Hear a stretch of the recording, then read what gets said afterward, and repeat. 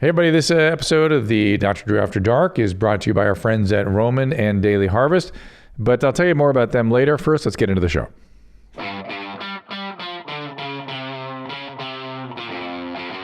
Hi, I'm Dr. Drew, and this is Dr. Drew After Dark.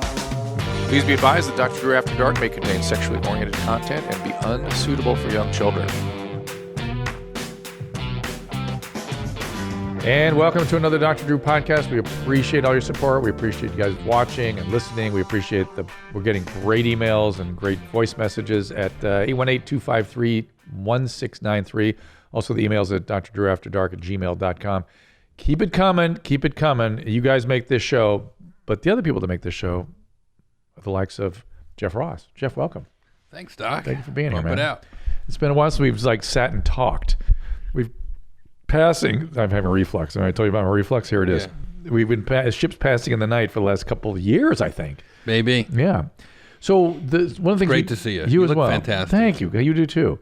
And where are you living now? I live in Studio City. So you live out here? Well, I keep a place in New York City. That's what I thought. You were there a lot now. I still consider myself bi-coastal, but I must admit I'm here most of the time. Isn't that weird? Did you ever imagine you'd grow up and be somebody that lives on both coasts? It's so weird. I never knew what I was going to be or where I was going to live. I always saw a big question mark when I dreamed about my future. Where'd you grow up? Newark, New Jersey, Union, New Jersey, and Springfield, New Jersey. Moving around a lot? Or? I just knew I wouldn't be there. Be out of New Jersey. I figured I'd be in New York City. That was always like the dream. That right. And so you're, why the moving all the time? I don't know. We moved. It was a long. Newark was tough starting out. My dad, What did your dad do? He was a caterer, but he worked for his dad and his great-grandma and his grandmother. So it was a family business that he was on the low end of. And the business moved to Union eventually, and we moved to Union. Not a big jump, 15 miles or something. Has your family been in that area for a long time? Like many generations? Yeah. Still in Jersey. But I mean, like multiple, 300 years kind of thing? No, my great-grandmother Rosie Ross is my middle name. My showbiz middle name is Ross is my middle name. I use it for my stage name. My great-grandma Rosie, back before women started businesses.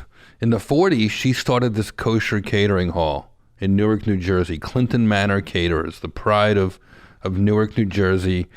Judy Blume wrote about it in one of her books called Wifey. Oh my God. It was a legendary place. Well, strangely, my grandfather was briefly in a delicatessen business in Chicago, failed during the Depression, and ended up in grocery business.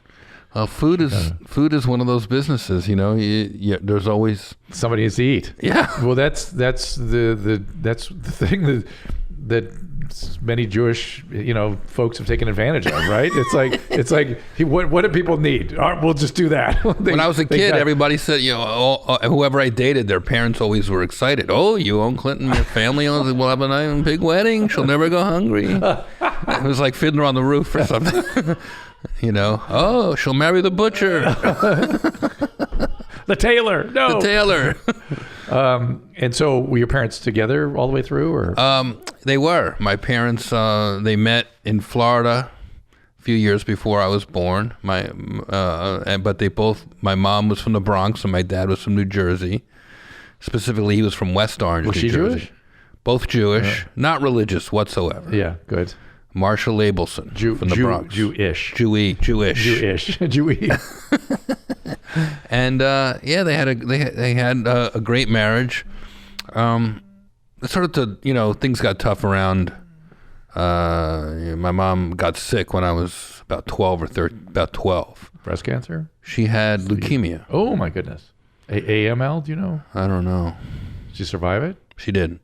She was supposed to last a few months, and she lasted about 2 years. So probably ALL, lymphocytic leukemia, probably. You're young. It's all a blur to me. Yeah. It was tough. She went through all the chemo, the whole thing. Yeah. And then 5 years later, my dad died. So. Oh my goodness! So you were without parents at 17. So in essence, they were together, but it all kind of broke apart. So by 17, no parents. By the time I was 19. My mom died when I was 14. Oh, right. 2 years later. 5 years later, my dad passed away. What did he have? Cerebral hemorrhage, cocaine-induced. Really? having a lot of fun in the 80s. No kidding. Was he still reeling after mom's departure? Or? No, he was having the time of his life. Really? He was starting to make some money in the catering business. He finally started to be the owner of the place with my cousin. And it was the 80s. He was single. He was having a good time. People forget that cocaine causes cerebral hemorrhage and stroke, both. Right. And I think, remember Len Bias getting all that stuff? I mean, it happened a lot. It was tricky. I would think I was a sophomore in college, and I got the call from my grandfather. He just found my dad on the floor. Oh my God. You know, I don't know if he overdid it or did some bad stuff or what No, exactly it's just happened. the wrong thing at the wrong time. It just usually it's a lot, but it's He was using it to lose weight. He was using it to have fun. As far as I could people tell. also forget that in the first part of the 80s, cocaine was non-addictive. That's how it was being discussed. It was Really? something that rich people did that was non-addictive, just a recreational drug. That's what they say about pot now. I know. Interesting. We always, it's always more complicated, right? When humans relate to a chemical, it's always a very complicated thing if it has any addictive potential. It's the one drug. Not the one drug, but it's one thing that I've always feared. I've never, Cocaine? Yeah, I've never tried it. Not interested. Well, I could understand. Afraid of it. Because you can have heart attacks or strokes suddenly with not using a lot. It can do that to you if you're set up the right way. And so dad's gone, you're 19. That's rough. You have siblings? My sister's 16 months younger than me. Oof. Did you have to take care of her? Well, I looked after her, but we wound up going to college in the same town. She was supposed to go to a school in Michigan, and this was also sudden. She was about to graduate high school when this went down, so I was able to take her acceptance letter to Michigan, to a school in Michigan, and bring it up to Boston University. This is pre-email days. Were you at BU also? Or yeah, I was already my a gosh. sophomore in BU, so I was able to move her acceptance from one school to another, and Wow. we didn't live together, but we lived nearby, and she did well there. She did well there at BU. What'd you study in college? Film, broadcasting, and film with a minor in political science. Isn't that what Stern did? Yeah. Howard Stern did. We were DJs in the same radio station together. Wow. WTBU, shout out. Oh, that's crazy. Yeah.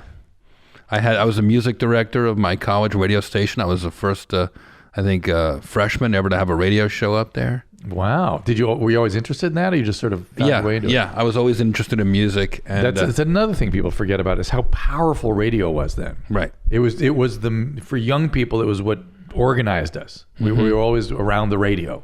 There was everything from, the top hits. And if you wanted to hear college radio, you could hear the punk rock and hip hop. And then there was Howard Stern, of course, when you wanted to laugh and learn about how people should relate to each other. Like he was very much almost like it was like cathartic to listen to that show. Have you been in the hot seat in his show? Oh, yeah. Yeah. It's interesting, isn't it, when he interviews you? Yeah, you don't know what you go in there going, I better not bring this up. And then, of course, First thing. What about that? yeah, He's very intuitive. He just sort of follows his nose and he always has a great interview, though. right. It was great. I've been on a bunch of times. Howard's been very nice to me. Yeah, I love those guys. Were you at the birthday party? I did. Joan Rivers and I roasted Howard for his 60th birthday. At the big event? Yeah, that big event in New York. Yeah. I was in the audience. It was a great day. Joan and I. That was the best. That was the best entertainment, best 4 hours, whatever it was that I've ever, and the most unusual group of people together. I mean, you had Larry King and Katie Couric, and it just was this. Everybody. I remember was there. Harvey Tan Weinstein Mom. and Donald Trump in the audience. Oh my God. That's something. I remember John Mayer playing a song. I remember Jimmy Kimmel hosting. Yep. And I remember David. the whack pack up in the balcony. Oh well, Jeff the Drunk spilled his beer on me. He did. It was a treat for me because I was like sitting here, and they were all up in that balcony. Yeah. And I would look up. I was against the rail, and I'd look up. All I saw was panis. In other words, their guts were so huge, they were all hanging over their pants, about with their shirts out. I just saw panis all the way across. It was crazy. It was so nutty. I really enjoyed that because I got to do a duet roast, which had never been done before, with Joan Rivers, which was a huge honor for me. You guys kind of opened the thing, didn't you? Yeah. Yeah, that's what I remember. We were late and didn't see it. That's what. Oh, okay. Yeah, I actually had another gig I had to go do. Wow. That I just couldn't get out of. So they let. Well, I will tell you, the big surprise that night for me was John Fogerty came out. I thought, John Fogerty, he blew the lid off the place. Of course. I was shocked. I was surprised. The greatest. He really was. So you're in Boston, and how did comedy get going? Comedy was a happy accident. I'd already graduated. I was just like, I started a video production company with my college bestie, one of my college pals. He was more of a director. I was more of a writer. Did you stay in Boston? No. I tried to get a job in radio. It didn't work out. So I moved back to New Jersey, where at this point I was living in an empty house in New Jersey with a mortgage. Whoa. And gardening bills and everything else. Oh, my God. So I got my grandfather to come move out of the Bronx, my Pop Jack, wearing his ring right now. It's a bolt from a Nazi submarine from World War II. His Nazi submarine? He pulled he was in the U.S. Coast Guard, and he got to dismantle this submarine for parts, and he made a ring. And oh, my God. we were like best buddies. So I pulled this off him a few minutes after he died. I never take it off. Oh, my God. Steel bolt from a Nazi sub. Crazy. So he moved into New Jersey, into the house that I grew up in. So the two of us were just these two kooks on the end of this nice cul-de-sac, and I never mowed the lawn. I let the place go crazy. I let my buddies stay over there, and I was just sort of. You're 21, probably. Yeah, Chris. When you graduate, you're about 21. 21, yeah. And my sister's at BU without me, and I was working in the Marbridge building, 34th and Broadway. My partner Brian Weiner and we tried to make training videos. We made a few. We did okay. We tried to sell some advertising. My heart wasn't quite in it. I knew there was something else, maybe more creative or more adventurous that I wanted to do. Starting my own business taught me a lot. It really taught me hard work, and that you really are on your own. You really can be successful if you want to put the work in. But I was lonely. I was this like chubby loser living in New Jersey with my grandfather. I had nothing. I had no money, no girlfriend. And my pal, my college pal, Mark Chapin, had been going to a class in New York City taught by a comedian friend of mine named Lee Frank. And Lee, was also a comic. And my friend Mark said, you should take this comedy class. I think you'd be good at it. I was like, I don't know anything about that. I was more into music. Was it like a improv class or a stand-up class? A stand-up class. Wow. Now, I didn't understand what stand-up was. I had no real experience with stand-up. The only comics I really knew or liked were basically rock stars also. They were people who had albums out, like Eddie Murphy and the Blues Brothers and Steve Martin. They were that was a whole new era of that kind of thing, right? I didn't understand that was different than music. Yeah. Eddie Murphy was wearing a leather suit with a gold mic, and the Blues Brothers were playing music, and Cheech and Chong had, songs, and none of it really sort of performance art. Yeah. I didn't even get that I was into comedy. Yeah.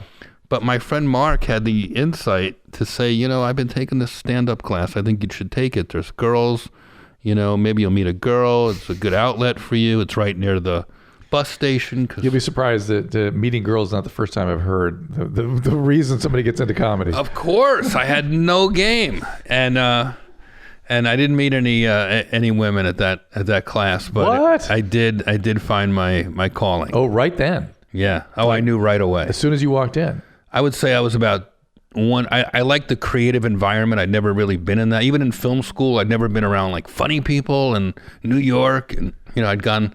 And I really felt I wasn't funny, but I was the funniest one in the class. Were there people there that inspired you or something that you admired, wanted to be like? It's so funny. I don't remember that much about I remember a couple of the people, but what I really loved was halfway through the class, every Monday, Lee Frank would have to excuse himself, go to the back where there was a phone, and I would listen in.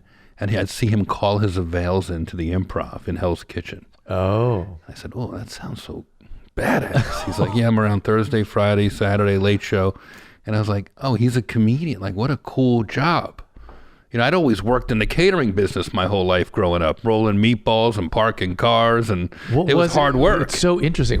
So what was it that you thought that I could do that? Or well, you're the funniest in the class, so then the first assignment was to imitate another comedian. I pulled a Lenny Bruce album out of the Springfield Public Library, and it didn't really click for me. I didn't really understand the material. It didn't hold up for me. And then the second assignment was to just tell a story from your life. Don't try to be funny. So I just told the story about some of the characters that worked at my dad's catering hall when I was growing up. Give us a taste? I just remember talking about Cold Duck Eddie Green washing dishes in the back, and the Haitian pot washers like getting mad at the Scottish and Irish waitresses. It was like a big melting pot of a place. It had the ex-Navy cook, Jewish guy. You had the Russian Gregory, who made fruit cups and salads. It's interesting how we've lost some of that cultural identity. You know what I mean? It's a much more washed out kind of thing. And you're not even allowed to make those jokes anymore. When in fact, all we did was make fun of each other's ethnicity, but not in a mean way. In a I relate to you and get you way. You're like, aren't you interesting way? Because here we have a guy who was an engineer in the Soviet Union. Now he's making fruit cups and salads shoulder to shoulder with me, the boss's son, at this catering hall. And when here's one thing that would happen, like New Jersey came out with a hockey team, the New Jersey Devils. And Gregory was dumbfounded that we could call the team the Devils. Devils? How could these be devils? This is because there's they would never be able to say that where he was from. So we would laugh at the Hungarian guy in the back who made the Jello molds. He was an artist. He could mold chopped liver into a peacock. Right. So, I'd go back and just watch him for hours and listen to his crazy Hungarian. He'd show me Polaroids. I was a teenager, but he would show me Polaroids of women that he was banging. And I just loved hearing all these stories and smelling and tasting it all and, downloading this entire thing. And I feel like it gave me, because I was the boss's son, I got made fun of. They called me Little Ronnie, and my dad's name was Ronnie. No one bothered to learn my name, and I was, I got thick Little Ronnie. I got thick skin in those moments, just from taking the jokes and having to dish it out, learning how to dish it out, and I really loved the party feel of a catering hall. Like, I'd stick my head through the kitchen door, you'd see the band playing on one side, you'd go to another door, you'd see the nervous groom like going over his speech. Wow. You'd go to another room, you'd see the rabbi or the priest just sort of preparing what they had to do. I loved it all. It's interesting that it's all story though, right? And isn't great comedy storytelling? I think so. Yeah. The roasts are jokes, but stand up more and more, and I've always been sort of, I like telling stories. I've been podcasting myself, and I get to tell stories. You and Dave Attell? No, different one. I do one out of my house, out of my basement, called Thick Skin with Jeff Ross. Nice. And it's cathartic. I get to tell the stories from when I was young and stories from show business, and on stage, I feel pressure. You want to get a laugh every 30 seconds, every minute. So Sure. You're right. I mean, stories. I think it's how humans communicated since the dawn of time. Oh, 100%. But I think about, like, one of the reasons Pryor, I think, is so great is his stories. He was telling these crazy stories. Yeah. And he would tell them like poetry. And that's the other side of storytelling is the poetry, right? My favorite all through growing up was Garrison Keillor. Oh, yeah. On NPR. That's all they did. Prairie Home Companion. That's all it was he'd tell a story. At the end of the show, you look forward to his story, and it was so well thought out. It always had a sort of a good moral message to it. And they were funny. Yeah. I mean, not laugh out loud funny, but kind of cute and funny. The whole thing was a big story about, the Lake Wobegon. Right, Lake Wobegon, where our children are above average, right? Something like where the women are strong and the children are above average. And he'd do like soap ads and stuff. Yeah, fake commercials. Crazy. I love that kind of stuff. I've always loved radio and broadcasting, and I like I said, in college, all through that. So to get back into podcasting and to see all my friends like you and so many others doing it now, like, it's kind of nice. It's kind of nice because, stand-up is one thing, and then you have this other thing that can be maybe more intimate. And I don't think people know the story of how roasting got going. What do you mean, for me or for... Yeah, for you. Oh. Because I remember you just being on roast to begin with. Oh, man. I was I was doing fine as a stand-up. I did Letterman, and I was popping, doing love poems and sort of observational humor. You know, my act was not edgy. It was more cute, you know, relationship stuff. Did it change after you went to Iraq or Afghanistan? I changed. I know. I'm not sure my stand-up changed. But when I saw the roast, that was like a whole other thing. That was like walking into that first New York Hilton that I walked into to roast Steven Seagal. It was like walking into Yankee Stadium for me.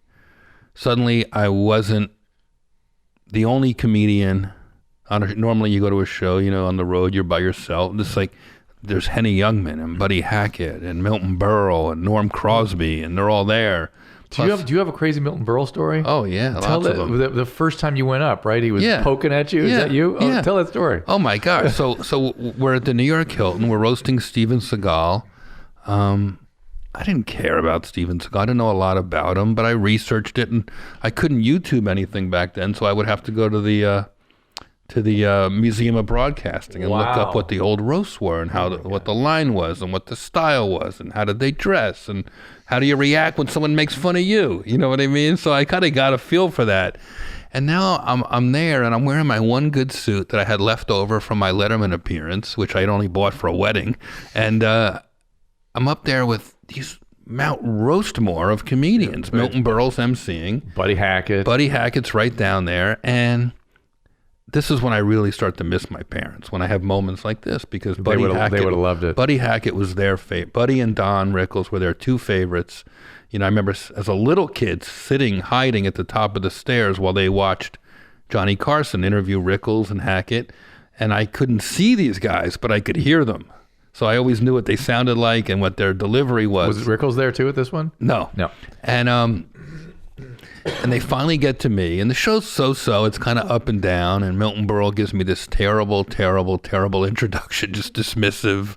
He's coming directly from Las Vegas. He was performing for a group of lesbians with dildo rash. Here's Jeff Ross. It gave me nothing, right? Like, not like here's a new guy, nothing, you know. So, you know, that as soon as they take a dig at you, it gives you a right to take a dig back. Sure. And, you know, right out of the gate, I shake his hand and I just kind of look at him like, I'll get to you later. And I look at Steven Seagal and I say, a lot of you don't know me, but and there's 1,500 people at the New York Hilton, like New York influencers, you know, socialites, people from the mayor's office, the police commissioner's office, there's retired boxers, there's politicians, there's legendary comedians, Abe Vigoda. My head is just like an overload because I'm not used to this kind of thing. Right. And I say, a lot of you don't know me, but I feel uniquely qualified to be here today because I'm also a shitty actor. And now like Seagal turns, I got his attention, you know, and he's sweating through his headband and I see Milton and Buddy and these guys start, you know, bagging the table because like, here's a guy not afraid to like, you know, I'm not trying to be so respectful like everybody else, you know, and I'm just like doing all these terrible, you know, movie jokes about Under Siege 2 was just released in the theater, like just I'm getting Seagal, but my hitting percentage isn't what it is now. Yeah. I'm hitting like, you know, every other joke is a home run, but then I'll miss a few. Yeah. And every time I'd get a big laugh, not a miss, but a big laugh. This is what Milton Berle had these long, long fingers. He was a big guy. He would poke me from under the dais, because he was only as close as you are to me, closer. And he would give me a shot right in the ribs on the punchline. So now I'm like, I look like I got some kind of weird nervous tick. Big shot. And I didn't panic because this had happened to me once before in my life. This had happened to me on September 23rd, 1970 something at my bar mitzvah. My cantor kept poking me in the ribs. Really? While I was doing my Haftorah. And I think kind of keep your attention up or something? I think I never asked him. I didn't remember it until a long, long, long time later. Milton Berle was poking you. And I think with the cantors, I think the cantor was trying to keep me from being nervous. Oh. Maybe my voice was cracking. Who knows? I'm 13, trying to read Hebrew, you know? And But Milton's thing was baffling. Baffling. Why is this fucking guy who is from not an older generation, he's 2 generations older, right? I'm 30, he's 80. Oh, at that point he was 80? It had to be about 80. Oh. And it wound up being the last roast he hosted. And he always hosted the roast. I knew him for another 10 years, but he stopped hosting. He wasn't working as much. But he's poking me in the ribs, and finally I'm like, I go, Milton, what do you do? I start going toe to toe with him, and he starts, it's like a little roast battle happening.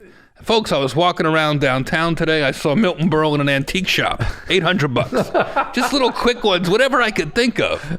Look at this. I've seen younger faces on cash. It's just back and forth, and finally Milton's getting the better of me.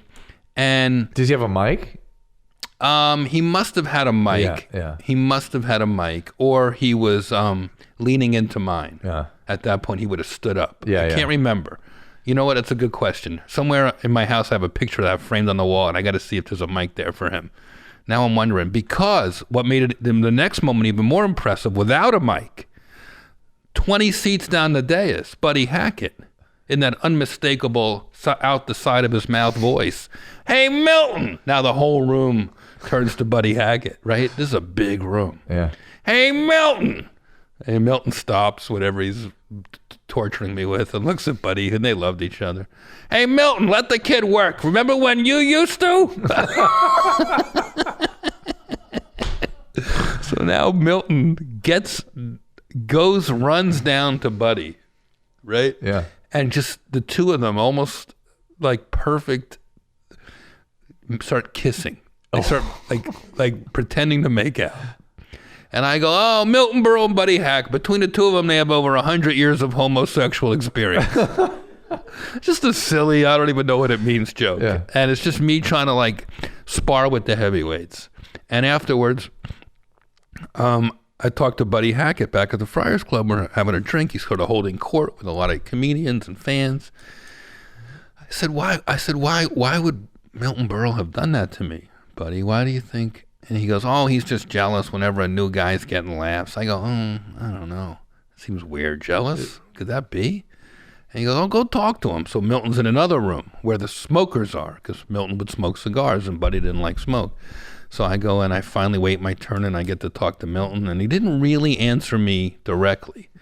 But what he said was, "You did good, but just remember, kid, they only remember the home runs." Which made me think, Drew, maybe he was saying, I didn't need to do so many jokes. He was sort of prompting me along or something. And he's right. I've learned to edit it down, and you hone your material, and you hit the home runs, the jokes that they quote. And was that the moment you're like, I'm in, this is what I want to do? I was like, how do I get these roasts on TV? That was my mission. I was like, I think I did one more. Oh, are you the one that got them on TV? Yeah. Now, at first, though, you were just one of the roasters, right? Yeah. And then you stepped in. I stepped in. Even then, I knew that I would be causing some friction between the old guard, because it was always a private event, no cameras, the closed doors of the Friars Club. Oh, right. Big stars don't want to be seen cursing. Milton Berle would use the most heinous language, and he was a big TV star, So yeah, I knew that I was really good at it, and I knew that it took another year or two to get him on TV, because I think I did one or two more just for fun. And then maybe I came to Beverly Hills to this Friars Club that's not here anymore. And I did some here where Milton and Buddy actually lived. So I got really into it.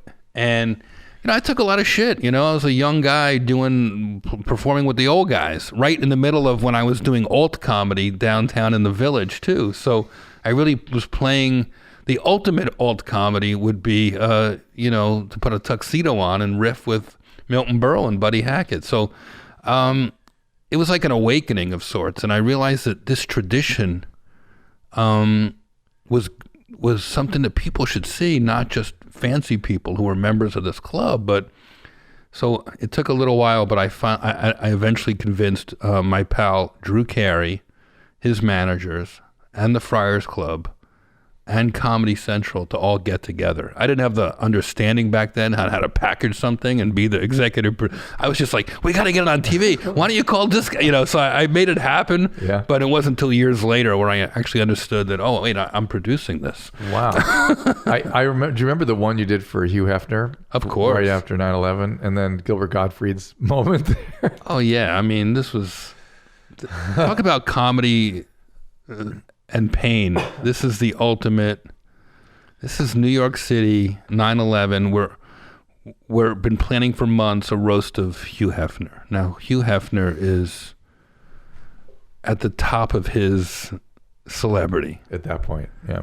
He's got 5 or 6 blonde matching girlfriends. It was the Girls Next Door time. It was that era. Right. Yeah. So he's having this resurgence in his 70s. Yeah. And probably the very reason the terrorists hate us the most. One of them, just one. You know, and this happens. This terrible tragedy happens. Now I'm in my apartment in New York. And a day, you know, my manager's Bernie Brolstein. I call him. He's like, I don't know, kid. This is weird for even. I don't know. When old people are nervous, then I go, oh boy, there's no precedent for this. Yeah. What is comedy done? We're going to take a year off, 2 years. What's it going to be? People are never going to laugh again. Or not want to go out of the house. Yeah. Because even I'm walking around with my shirt over my nose. The whole town smells like burnt flesh and ash. Where were you living then? I lived at 300 Mercer Street in New York Village? City. Yeah. Just about 1.5 miles from the Twin Tower, about 1 mile up. Just over where they would let you go down. You're So right. people are now, it was a tough, you know, people evacuated downtown. I had a house full of Dave Chappelle and his family and Adam Ferrara. They all evacuated downtown and stayed at my house for a night or two. And we start to realize, okay, now what do we do with the roast? It's in 2 weeks. Can we put on tuxedos and make these inappropriate, crazy jokes about this publisher / pornographer / whatever you want to call Hugh Hefner, you know, this American legend? And I wrote a letter to the Friars Club. I wrote a letter to Hugh Hefner. And I wrote a letter to Comedy Central. And I wrote a letter to all the roasters, which included Sarah Silverman and Jimmy Kimmel and Adam Carolla. Yeah, I remember. And Cedric the Entertainer, the great late Dick Gregory, Tommy Davidson, a few other people. And the whole thing was like a who's who. So I go, this is before the expression, if the terrorists win. If we don't go on with the show, the terrorists win. You said that? Yeah, in the letter. And it wasn't hacky then. I mean, it was like, we got to do this. The roast must go on. I said, let's just not do an after party. Let's put all that money towards the Twin Towers Fund and make the whole night a fundraiser. We wound up raising, I think, $550,000 for the Twin Towers Fund in 2001 money. And Jimmy started the show out great. Jimmy Kimmel was the roast master. He did great. Him and I hosted a behind-the-scenes show for Comedy Central. We got to interview everybody. We got a real big kick out of talking to Hef and everything. And Ice-T was one of the roasters. And then Rob Schneider went on. And Rob was doing fine, but he had a couple of jokes that missed. And I'm now a producer on the show. And I'm nervous. Oh boy, is this going to go south? Would they miss just because they were not good jokes? I don't remember. Yeah, just like he had a couple of whiffs. I think he did something 9/11-ish, if I remember right. Maybe. Yeah. And I ran up to, at this point, I'm wearing Buddy Hackett's scarf. I remember tie because I can picture the picture. He gave me a bunch of silk ties and stuff. So I really felt empowered and cool. And like, I felt like, you know, a producer of a big time TV roast. So I walked up when it wasn't my turn yet, while Rob was at the podium, and I put my arm around him because we're friends, and I said, "Rob, you know, speed things up. I mean, hasn't there been enough bombing in this city?" Oh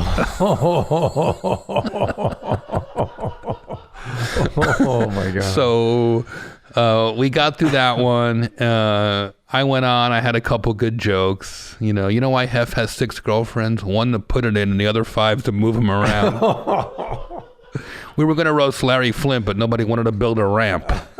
Hef once told me that was his favorite. And then we finally at the end, Gilbert came out. That's when he did the famous too soon moment. What did he? I forget that part of the joke. He said something to the effect of, he was late or something. I'm sorry I was late getting here. My plane had a connection at the Empire State Building.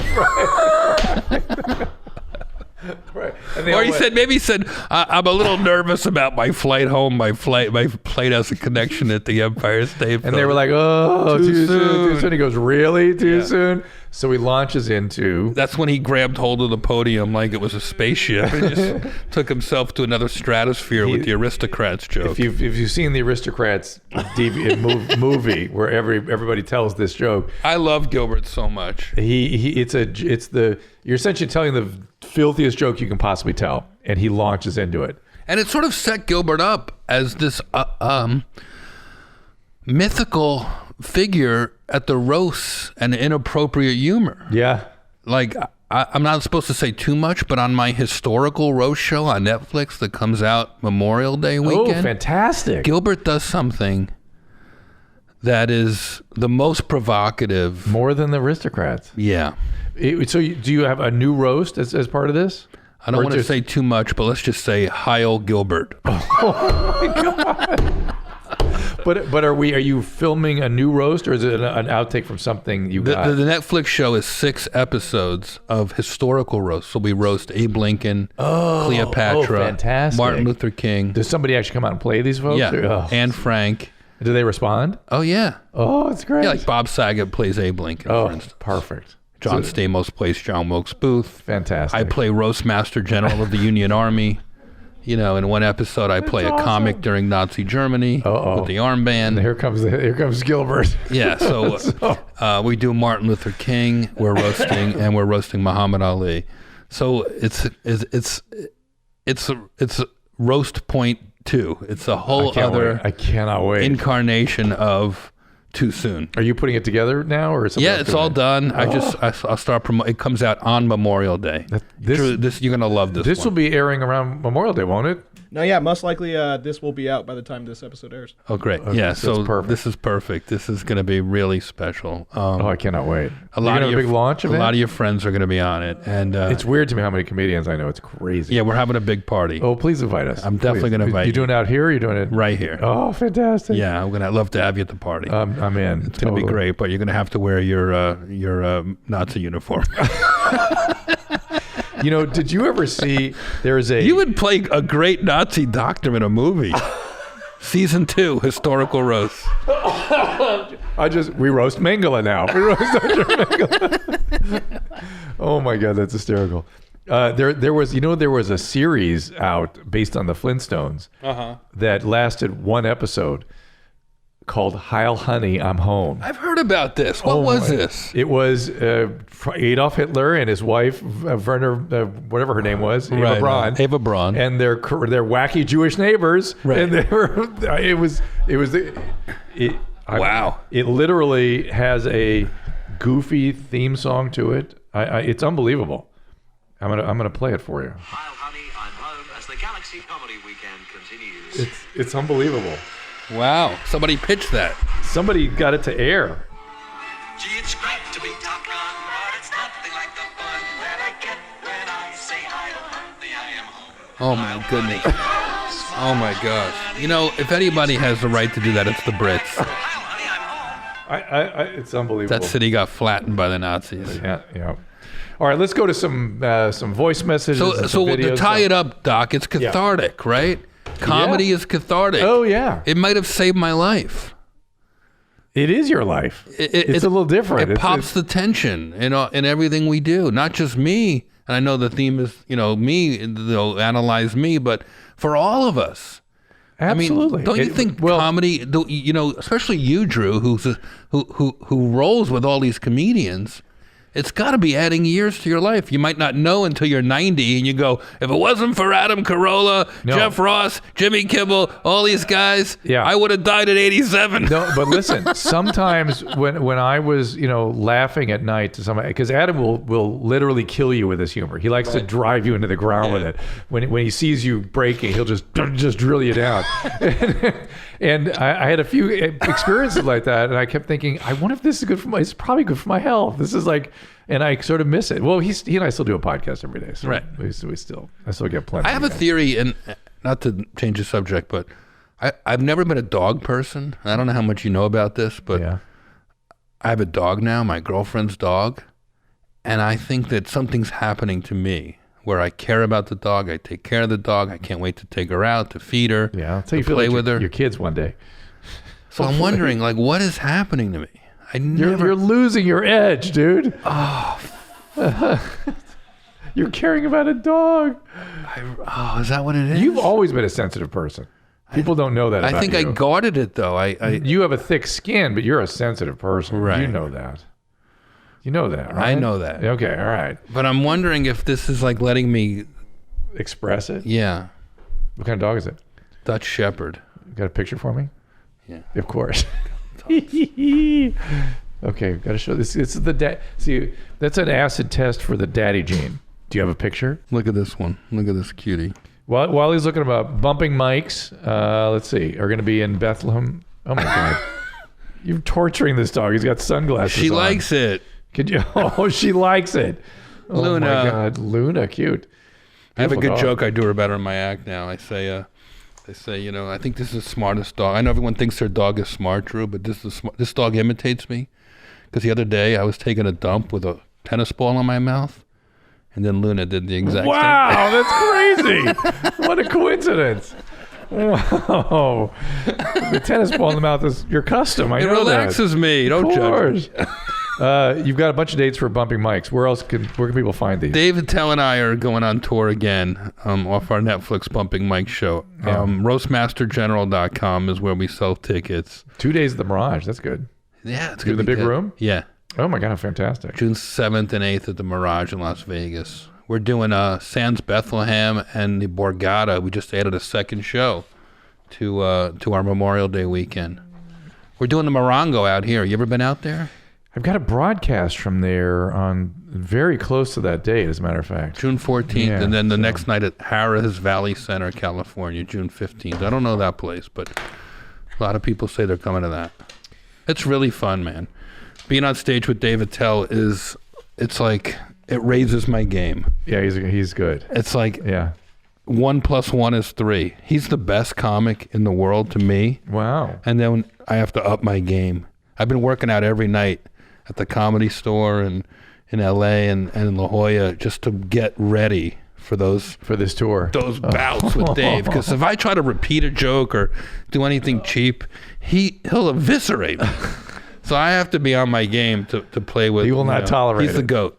He's the greatest. All right, let's go to some videos and some questions and stuff. Let me do a question first while you guys are setting up the video. I do not experience pleasure when I ejaculate. I first noticed that when I was on antidepressants. I'm now off antidepressants, but still experiencing this. Am I damaged? I still have a strong sexual desire, feel pleasure, but when I ejaculate, there's no pleasurable climax. Wow. I'm married, I have sex regularly. I would appreciate advice. You may need to get some, it's from the SSRI. There are some treatments for this kind of thing. You may need to talk to a psychiatrist because they can sort of, things like cyproheptadine and strange things they can do to try to reverse this problem. But this is one of the not so pleasant complications of antidepressants.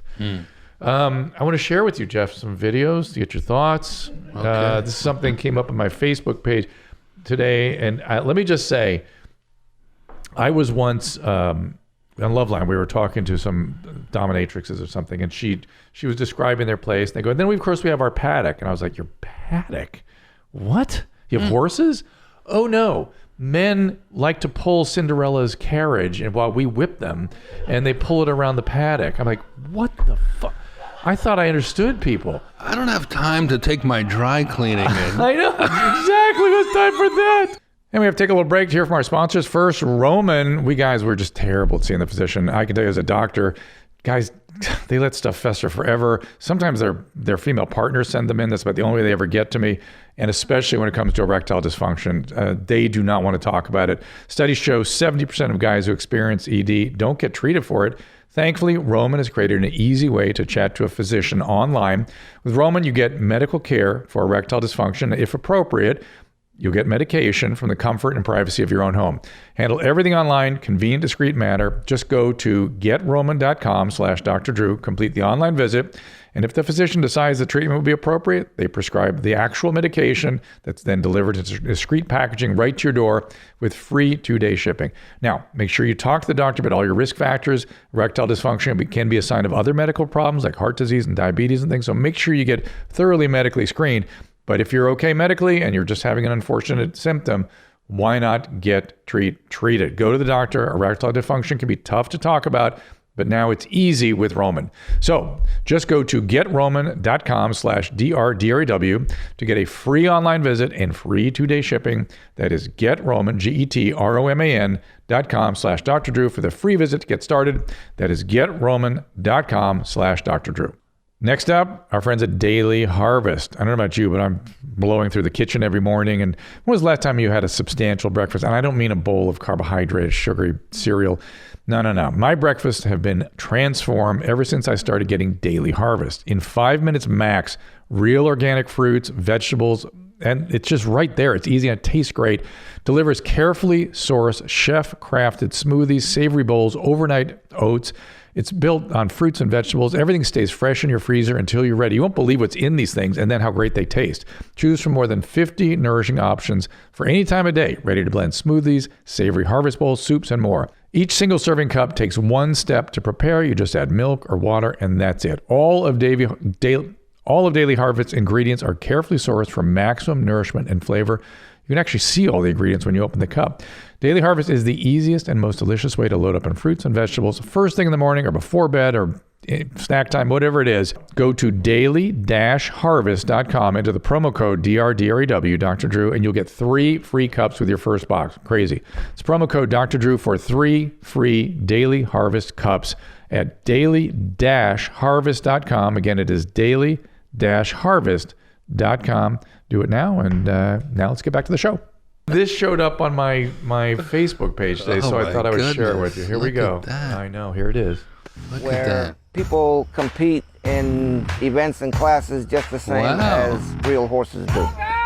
Get it! Yeah! Get it, girl! Get Never it! saw a horse. These events are very Saw a horse pull a cow for the first time in my life. Oh, come on. Come on. competitive. Just like a regular horse show event, we end up with some crashes and wrecks. People go down over the jumps. The competition gets pretty crazy. Now stop. Horses are not, it's like any normal horsing event, except the horses are completely geared up in S&M gear. You know what I'm saying? So unfortunately, If you think about it, horses are always wearing kind of S&M gear. Saddle and eye mask. Yes, and so I guess they're getting whipped. To be fair, this is sort of an homage to the horse. I understand. But this video did not include the real horseplay that goes on with these folks. You know, when you're having sex with a horse, it's important to remember, Doc, that nay means nay. Nay means nay. I have that over my door. All right, let's get to some voice messages. Hold on, there's so much. There's so much more left. But I in could this save it video. for somebody else. But we'll parse it out piece by piece. All Is there right, some Drew. favorite part of it you enjoying like? this. I mean, there's 9 clips in this. I went so fast. Okay, This was do full another before one. You got here. Give me a little more. I'm gonna beat you. When ponies put on the gear, it puts them into what they call pony space. And I see a lot of people that once they put the gear on, that actually turn into horses. When I put the bit in his mouth, it's like a ritual between us. He needs that transition to get into headspace. And I can feel through the bit when he actually kind of changes from like human space to like pony space. So, Drew, tell us what's going on over there. They're fucked up? Is that... This whole horsey thing, I just don't understand. I have a pretty good understanding of human beings. This one always sends me like, I don't get it. And believe me, they get into some weird stuff. Is this like an escapist thing? Is this like some people go to see Avengers to escape reality? Yeah. This is what other people do? Yeah, but I don't know what they're doing sexually, but I know something funny, horrible is going on. And so one of these days, we got to make contact with one of these people, Nadav. I'm sure you can. Careful what you wish for, Drew. Oh, let's see. I mean, we will, but you're gonna need to talk to them. No, I will talk to them because it's a mystery to me. I don't get it. We're gonna get to the bottom of The this. dog people made more sense to me. What? How did the dog people make more sense to you? Because they were telling me, I did not know of the dog people until you guys enlightened me about them, but they were very clear about what they were all about. Right, where it was definitely sexual. So you're saying that you think that these people are hiding it? Well, these videos are not showing it. I don't know that they're hiding it, just judging by the gear. This is what they're videotaping. Imagine what they're not videotaping. Exactly. Oof. I've learned that a popular item is the butt plug ponytail. Oh, okay. That I get. You do? Well, I mean, you crawl across the floor kind of stuff. You've seen that, I guess so. But this is a whole other thing. I mean, this is in broad daylight. It is. These guys are horsing around. Let's do some voice messages. Come on now. I've had enough horseplay. All right, you got it. Come right. up. Just remember name means name. Whenever someone fondles or sucks my nipples, I get a weird metallic tingling like feeling in the back of my mouth. It's not a huge issue, but it's an unpleasant feeling. And whenever I tell a partner, I don't think they believe me. Any insight as to why my nips make my teeth tingle? It's like any other intent. Are you trying it? Does it make anything weird happen? Not really. Yeah. So with these areas that have a lot of nervous input, have a lot of crossover with other parts of our body. And so it makes sense to me that there could be some sort of cross reactivity and some sort of weird symptom. Are men's nipples, they're not as sensitive as women's? No, they're not. But you can tell they're sensitive. What are men's nipples? They're vestigial. We all start off as female. And so this is a vestige of our development. That's so interesting. Yeah. Wow. Yeah. So a penis starts as a vagina and grows? Mm-hmm. The clitoris lengthens, and then the vagina closes, and the testes descend from up here where the ovaries stay and descend down into the testes. Wow. Yeah. Okay, I learned something. There you go. Voice message. What do we got? Hi, Dr. Drew. Me and my husband are longtime listeners, longtime fans. We've learned a lot about ourselves and our lives and sexuality through your show, so thank you for creating it. My question is involving my husband.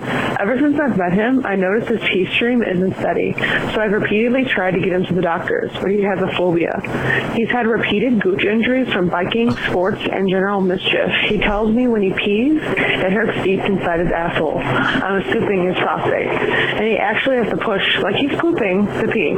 He tells me that sometimes the pain gets so bad he actually can't stand. I suggested him milking his prostate. It was something that worked for my ex, and it works for him temporarily. But nevertheless, I'm extremely worried about him, and because he won't listen to me or go to the hospital for lack of insurance, I'm hoping he would listen to you. Thanks, Dr. Drew. Well, first of all, I love her great use of anatomic terms like gooch.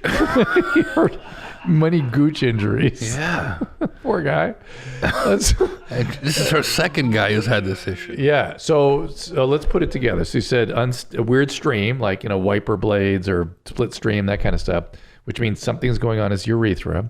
But your urethra starts up and way up high, right? And it goes out the bladder through the prostate and then comes through the gooch.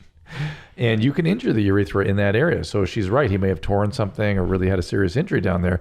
And then once that happens, you can get prostatic inflammation and other difficulties. So it really actually is really important that he get this looked into. He may need something called a cystoscopy where they go up there and look and see how things are cracking up there. You can go to a medical school or a university where they're training. They have very low rates usually in these institutions, or a county institution. I know you don't have insurance. The whole thing should not be that expensive anyway, but why not give yourself a break and go to a county facility or something like that? But he can't not do this because he could end up with lots of serious problems. Tell him he'll lose his erection and he won't be able to ejaculate anymore. Those are potential complications, unlikely, but potentially that could happen. Maybe that will get him in. Can I ask guys, their penis won't work, they get them motivated. Yeah. Am I allowed to ask a question? Yes. This is a good Hollywood question too. Okay. 53-year-old male. Want to keep my sex life going. got a younger girlfriend. I wanted to go another 20, 30 years. Sure, me Any too. advice, anything I could start doing to keep my drive going for the rest of I'm good now, but I worry like when I'm 60 and 70 and she's only 40 and 50. Okay. Resistance training, so weightlifting, raises testosterone considerably, really helps all this. Really? Yep. Resistance training. Avoiding carbohydrates. Insulin can have an adverse effect on this, so really limiting your sugars and carbohydrates may be helpful.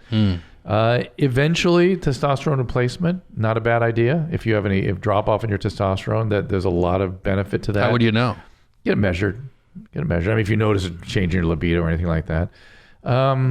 And exercise generally, and diet, exercise, sleeping, all that good stuff, the usual things. You got to be in shape to play the game. You have to be in shape. I mean, you just have to not be. You don't out have a of- heart attack. Yeah, you don't want to be out of shape. You know what I mean? You don't want to lose it. But that resistance training can, lifting heavy weights can really help raise testosterone levels. It helps. You know what I usually use if I'm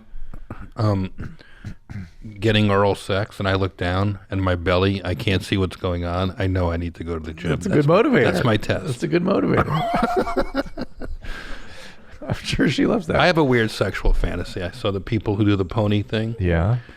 Mine is to get a blowjob while eating a chocolate chip cupcake. Have you done it? Once. How was it? Great. Why don't you do it more often? Not an easy pitch. Oh, really? She'll dig it? You kind of slip it in. I feel like I've done that one. I need to find something Oh, you new. didn't do one? I need to find It's a something pretty new. easy one, as weird fetishes go. Food and sex are really a good combination. They are a good combination. Got another voice message for me. I'm 24, and anytime that I have sex with my girlfriend or when I masturbate, if I'm on my back or I'm like leaned back, the semen won't come all the way out. Like it'll shoot out, but every time after I stand up afterwards, it like comes out even more. And I'm just wondering if that's like normal or if I have like a narrow urethra. No, you're fine. Some guys don't come out with force, and there's usually some residual that kind of leaks out later, and gravity is the way it gets there, or urine. I have both. Sometimes you'll produce, and sometimes not. Oh, it'll shoot across the room, but then it'll also be like the last drop will just go on the fill same, up my belly button. On the same load? Oh, the last drop. Yeah. All right, that's good. Good for you. Not bad, right? That's good. Good for you, man. I don't produce semen fluid anymore because I have no prostate. I had prostate cancer. So you can just shoot blanks and have fun. It's ghost.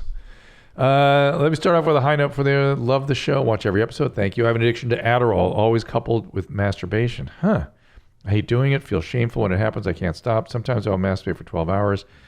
Don't know if this is a male or a female. The Adderall is coupled with masturbation. That's kind of weird because for some people, the stimulant part, the amphetamine, makes you shut down. Some people it will get you up. So I'm just worried about whoever's prescribing the Adderall. You need to discuss with them that you may be having a problem with it. It may be all the Adderall that's doing it. Sometimes people with on stimulants will get really hypersexual. It may just be that. And by the way, you have to be careful because sometimes that's a sign of developing mania, and Adderall can precipitate a mania. So you want to really, whoever's prescribed that Adderall, you just stop the Adderall and see how you do. Mania? Yeah. What is that? Bipolar disorder, high, super high, super low. Do you remember the pony guy, the guy that wrote the series about the African child warriors, child soldiers, and he got manic and threw his clothes off and was masturbating in the street and stuff? You remember that? I think I know about that guy. I bet you guys can find it. It's all over YouTube. He was in San Diego, and then South Park made a stink about it. Oh wow! But it was when you see somebody really flailing, like really going crazy, that's mania. They're disconnected from reality. Wow. They're screaming and yelling. Hypomania is like what Charlie Sheen was. Remember when he had that meltdown, Winning. Tiger Blood and Yeah. winning, all that stuff. Oh yeah, That I toured the country with him. Oh, you did? That's hypomania. Yeah. Yeah. How was that? Fun. Oh, jeez. It was a blast. Really? Everyone says God. he's a nice guy. Oh my God! Every night I'd wait till he started bombing. He was on this nationwide tour, and about 8 or 10 shows into it, they realized they have all these tickets sold, but there's no show. Right. So they would wait until he started bombing about 15, 20 minutes into the show, and people started demanding their money back, and it just became like part of the process. Yeah, everyone, and then I would roll out in a hazmat suit and go, I heard there was a bomb scare. And they'd roll out a podium and I would just, Charlie, if you're winning, then there must be something wrong with the scoreboard. There was a lot of jokes like that. And he just sat in a chair, right? Oh, loving every second of it. That's hysterical. Then you guys did you finally did roast him. And I put together so much material that he just couldn't resist. We took it to Comedy Central. Oh, that's fantastic. It's a big one. I hope Charlie's doing okay. I haven't seen him in a while. That's usually good news. That's usually a good sign, anyways. Right. And I've heard remarkably good. So good for him. Yeah. Do you have the video there of that San Diego experience? Do you guys find that? Of what? Of the manic episode in San Diego. I mean, if you looked up like Pony, wasn't it Pony? Is that they called themselves? You're talking about Coney? Coney. That's it. Coney, director, San Diego, manic. Just put those things together. San Diego, manic, naked. You have to. Oh, there it is. He's naked, running around. See all that crazy. Just acting crazy. That's a manic episode. Yeah. I mean, if I were trying to explain to medical students what is mania, I'd just go, look at this video. That's mania. It's unmistakable. Like when my dog, after a bath, you towel her off, she just runs around in 5 circles. It's not mania. That's different. It's being a dog. It's just being a dog. Jeff, it really is a privilege to sit and talk with you. We have not really spent time. I love talking to you. I could talk to you every day, Doc. Do you want to talk about Afghanistan or Iraq before we go? Of course. Go ahead. Tell me how that changed you. I've been to Iraq 3 times. I've been all over the world performing for military men and women in uniform. Sometimes it's in war zones, and sometimes it's just on the base wherever. But the first time I went was in 2003, in the early days of the U.S. occupation of Iraq. Saddam was still alive. The insurgency hadn't really happened yet. It was just sort of, nobody really knew what was going to happen. And I was like, I don't know, man. I was just like really a little bit lost. My mentor, now many years have gone since the earlier story about Buddy Hackett. Now he's my best friend and my mentor, and he's died suddenly earlier in that summer. And I'm at the Improv over here in Hollywood, and Drew Carey sort of randomly says, he spots me and he says, hey, I'm taking a few comedian friends over to Iraq in a month and a half. Would you want to go? And I've had 2 beers. I just came off stage. Sure, call me tomorrow. I wake up the next day and I'm reading online. The UN headquarters had just been bombed by terrorists. The ambassador is killed. I'm looking at this. I call my sister. She goes, are you crazy? If our parents were alive, they would never let you go to Iraq. What are you doing? It's so dangerous. I said, yeah, but it's a big honor. We're the first USO troop to go in. We'll be in Blackhawks flying to all these, what they call FOBs, forward operating bases. Jeez. Some of them have no names.